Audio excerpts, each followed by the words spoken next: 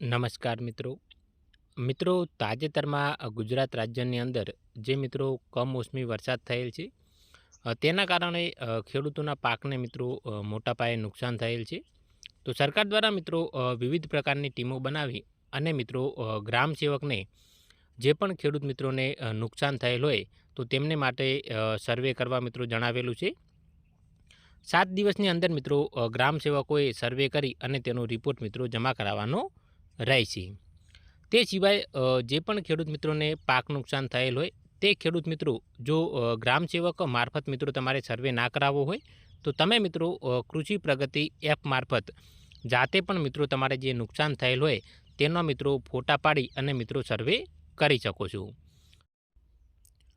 તો આ વિડીયોની અંદર મિત્રો આજે આપણે જોઈશું કે ખેડૂત મિત્રો પોતાના ખેતરનું મિત્રો જે નુકસાન થયેલ હોય તેનો મિત્રો જાતે સર્વે કૃષિ પ્રગતિ એપ મારફત કઈ રીતે કરી શકે. સૌપ્રથમ મિત્રો તમારે તમારા મોબાઈલની અંદર કૃષિ પ્રગતિ નામની એપ ડાઉનલોડ કરવાની રહેશે. ત્યારબાદ મિત્રો તમે તેને ઓપન કરશો તો આ પ્રકારની સ્ક્રીન તમને જોવા મળશે, જેમાં સૌપ્રથમ તમારે આગળ વધો નામના ઓપ્શન પર મિત્રો ક્લિક કરવાનું રહેશે. ત્યારબાદ નીચે મિત્રો તમને એક ઓપ્શન જોવા મળશે, સંમત છું શરૂ કરો, તેના પર તમારે ક્લિક કરવાનું રહેશે.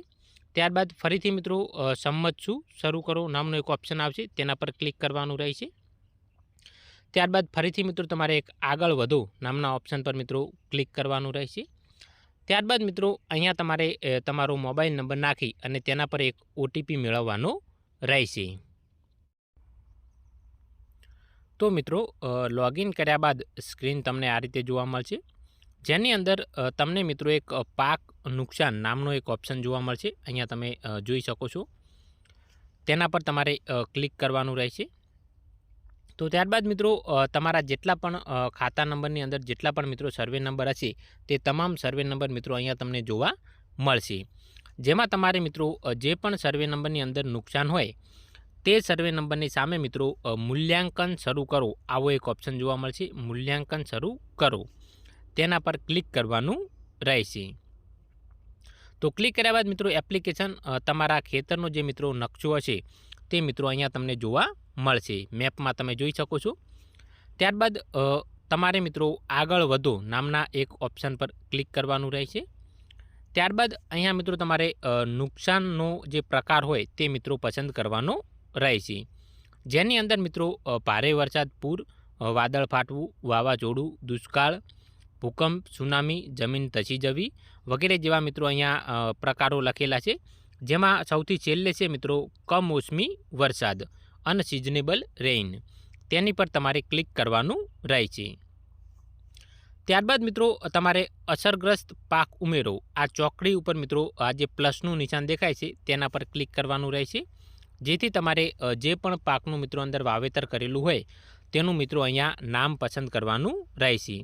સૌપ્રથમ તમારે અસરગ્રસ્ત પાકનું નામ, તો તમારે ખેતરની અંદર જે પણ પાક મિત્રો વાવેતર કરેલો હોય તેનું અહીંયાથી નામ પસંદ કરવાનું રહેશે. હાલ પૂરતું આપણે જુવાર પસંદ કરી લઈએ. ત્યારબાદ નીચે મિત્રો તમને કુલ પ્લોટ વિસ્તાર એટલે જમીનનું જે કુલ ક્ષેત્રફળ હશે તે મિત્રો તમને બતાવશે, જેની અંદર મિત્રો અહીંયા તમારે ત્યારબાદ વાવણી પાક વિસ્તાર હેક્ટરની અંદર બતાવવાનો રહેશે. તો કુલ વિસ્તારની અંદરથી તમે કેટલા વિસ્તારની અંદર મિત્રો જુવારનું વાવેતર કરેલું હતું, તો તમે જેટલા પણ વિસ્તારની અંદર ઉદાહરણ તરીકે 1 હેક્ટરની અંદર તમે વાવેતર કરેલું છે તો તમે 1 હેક્ટર લખી શકો છો. ત્યારબાદ અસરગ્રસ્ત વિસ્તાર તેમાં કેટલો હતો, સંપૂર્ણ 1 હેક્ટર જો હોય તો તમારે સમગ્ર લખવાનું રહેશે, અન્યથા આંશિક પસંદ કરવાનું રહેશે. ત્યારબાદ મિત્રો તમારે અહીંયા ફોટો પાડવાનો રહેશે. તમારે ખેતરના મિત્રો કુલ 2 ફોટા પાડવાના રહેશે, જેમાં જે પ્રથમ ફોટો હોય તેની અંદર સંપૂર્ણ ખેતર દેખાય તેવો ફોટો, જ્યારે બીજા ફોટાની અંદર જે અસરગ્રસ્ત વિસ્તાર હોય તે મિત્રો દેખાવો જોઈએ. તો હવે મિત્રો આપણે ફોટા પાડી લઈએ. અહીંયા જે પણ પરમિશન માગે તેમાં મિત્રો તમારે યસ ક્લિક કરવાનું રહેશે. આ રીતે મિત્રો તમારે ફોટો ક્લિક કરવાનો રહેશે. ત્યારબાદ મિત્રો તમારે બીજો એક ફોટો ક્લિક કરવાનો રહેશે, આ રીતે સંપૂર્ણ ખેતર દેખાય તે રીતે.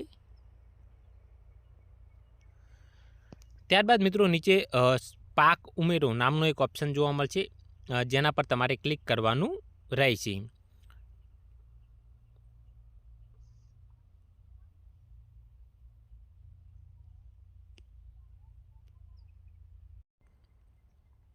તો મિત્રો અહીંયા તમે જોઈ શકો છો કે તમને તમામ ડિટેલ જે તમે ભરેલી હતી તે જોવા મળી રહી છે. અસરગ્રસ્ત પાકનું નામ, વાવણીનો વિસ્તાર, જે અસરગ્રસ્ત વિસ્તાર હોય તે, અને અને જો તમારે ફોટા પણ જોવા હોય તો અહીંયાથી તમે જોઈ શકો છો.